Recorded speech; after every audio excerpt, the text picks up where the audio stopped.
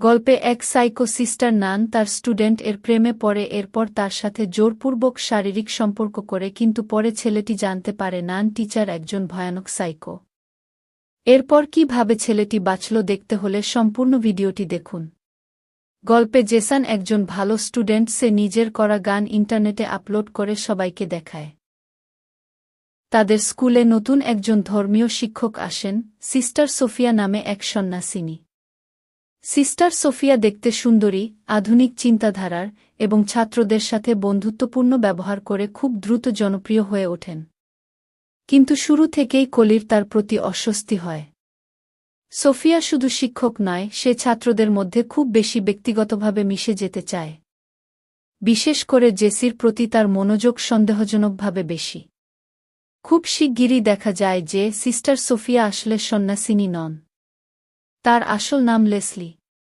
সে একজন মানসিকভাবে বিকৃত নারী, যিনি নিজেকে সন্ন্যাসিনী সাজিয়ে স্কুলে ঢুকে পড়েছে। সে ধর্মীয় আদর্শ ও দায়িত্বের আড়ালে নিজের মানসিক বিকার চরিতার্থ করতে চায়। তার লক্ষ্য জেসিকে তার প্রেমে ফেলানো এবং তাকে পেতে চাওয়া। সোফিয়া জেসির সাথে একান্ত সময় কাটাতে থাকে, তাকে নানা উপায়ে প্রভাবিত করার চেষ্টা করে।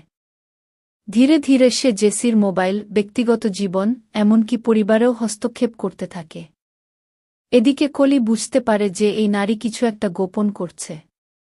সে সোফিয়ার গতিবিধি লক্ষ্য করে এবং ইন্টারনেট ঘেঁটে তার অতীত সম্পর্কে খোঁজ করতে থাকে। সে দেখতে পায় এই নারী সন্ন্যাসিনী নয় এবং তার মানসিক সমস্যা আছে। কলি তার বাবা-মাকে বললেও তারা তা গুরুত্ব দেন না। শিক্ষক-শিক্ষিকারা সোফিয়াকে সম্মান করেন, তাই কেউ তার কথায় কান দেয় না। ফলে কলি নিজেই প্রমাণ জোগাড় করতে শুরু করে। সে সোফিয়ার ঘরে যায়, কম্পিউটার ও কাগজপত্র ঘেঁটে সোফিয়ার প্রকৃত পরিচয় বুঝতে পারে। সে দেখতে পায় লেসলি এর আগেও একই রকম ঘটনা ঘটিয়েছিল।